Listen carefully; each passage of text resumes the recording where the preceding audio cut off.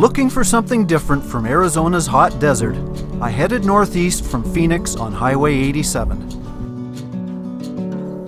That took me to the southern edge of the Coconino National Forest. About 25 miles north of Payson is the massive escarpment known as the Mogollon Rim. My goal was to boondock the rim about 10 miles up Forest Road 300. It was early March and the rim road had just opened up for the season. There are a few fallen trees and road debris, but it didn't look too bad. But after a couple of miles, the mud had turned to ice and snow and was starting to get a little slippery.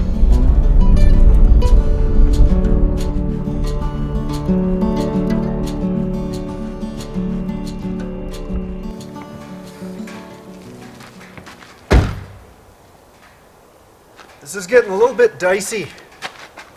There's a lot of snow and mud on the road here. I don't know if it's worth the risk.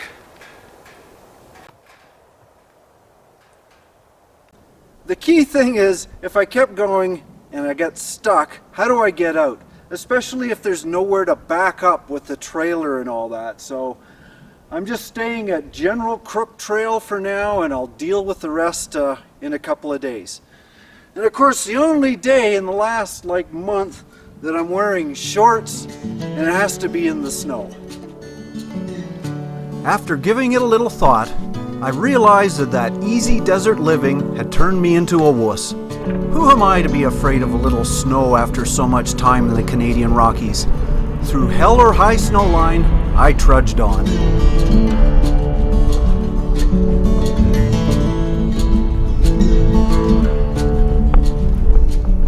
Fortunately, about 10 miles in, the forest opened up and the road was dry again.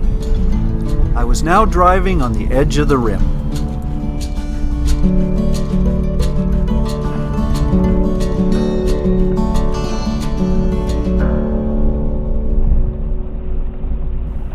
It looked peaceful enough, but I was in for a bit of a surprise when I opened the car door. The wind was so bad that in the next shot, it almost blew me right off my feet.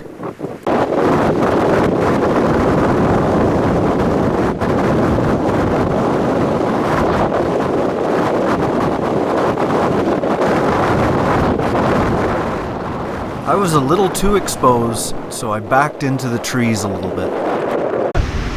The rim's one of the windiest places around, which is probably not a good thing for an A-liner. But I'm not as worried about the sides as I am the vents. So I'm going to keep the vents strapped on. I'm not going to use the vents for now. But let's see what happens when I try to put the A-liner up under these conditions.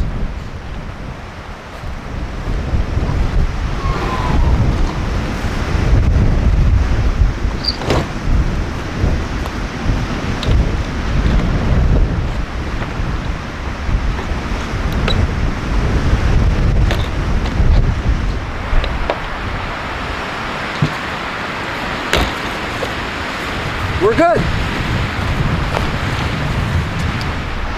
Well, as you can see, the wind's pretty intense right now.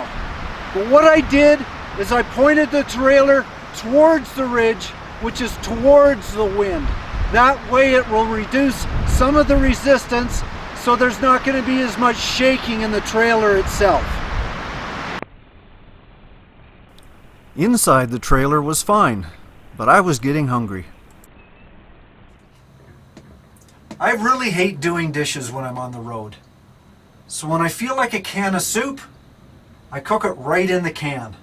I just remove the label, put it on a very, very low flame, and just let it heat up slowly.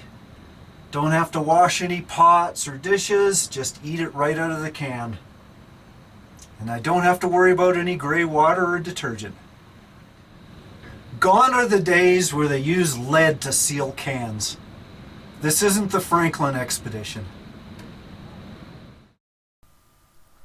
As dusk settled in, the wind actually gave up a little, and gave way to a relaxing sunset.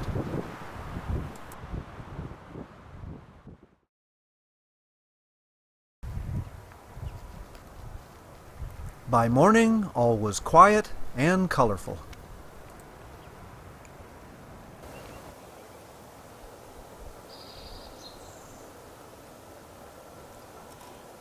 What a beautiful, peaceful morning.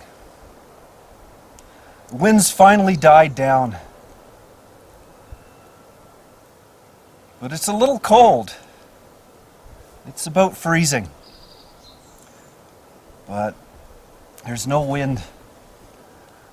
It's just so peaceful and tranquil when there's no wind. It's so quiet. You can see forever. One thing I'm really thankful for is that I'm not parked next to a motorhome. There's no motorhomes out here.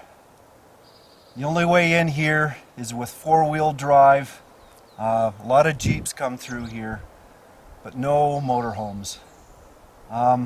You don't need to bring your house in places like this.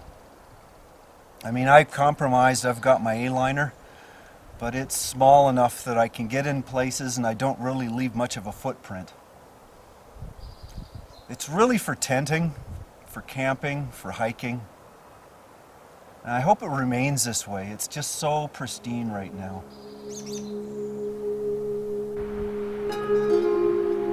One of the key attractions of the Rim is the large expanse of ponderosa pines.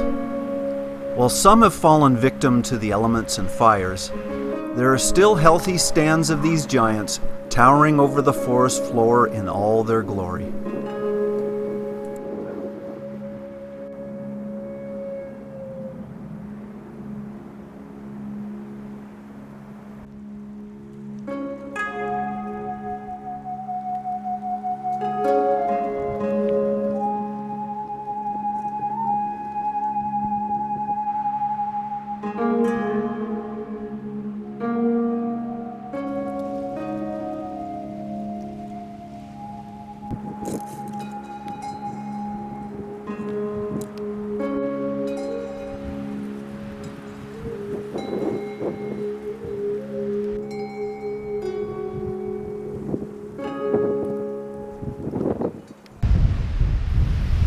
By midday, the wind was back in full force.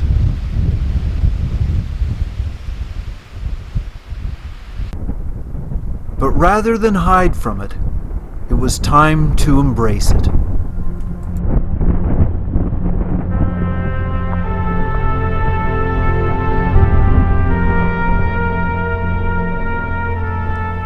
I think it would really be hard not to be moved by what the forces of nature have created here. Those currents of air travel miles across the lowlands with little resistance, but when they meet the limestone cliffs of the Colorado Plateau, they are forced upward. Few things in life are more inspiring than to watch a bird catch an updraft on a bluff or a cliff.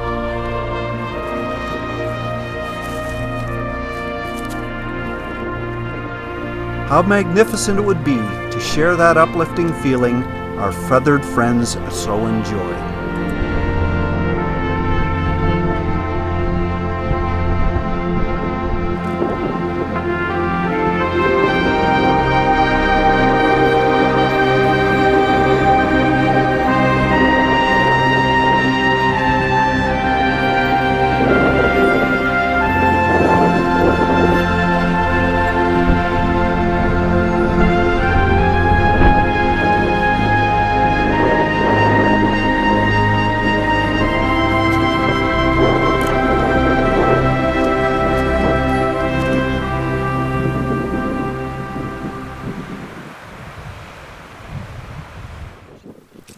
While scouting the edge, little objects caught my eye.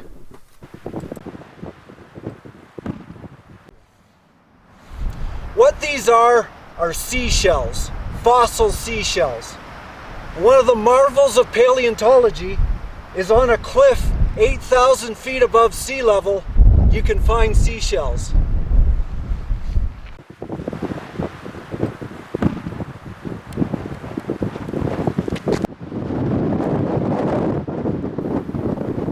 There's also evidence of human history etched in the sandstone. Even the digital age has its own presence. As requested, here's the picture.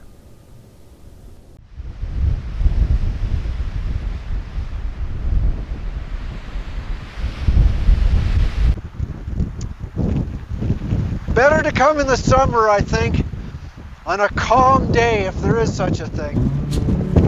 Woo!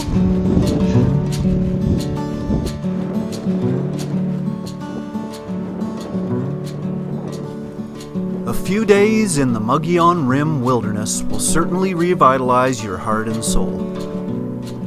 Whether to catch a sunset, to feel the breeze, or marvel at the delicate nature of it all, it will certainly be an experience you'll want to cherish.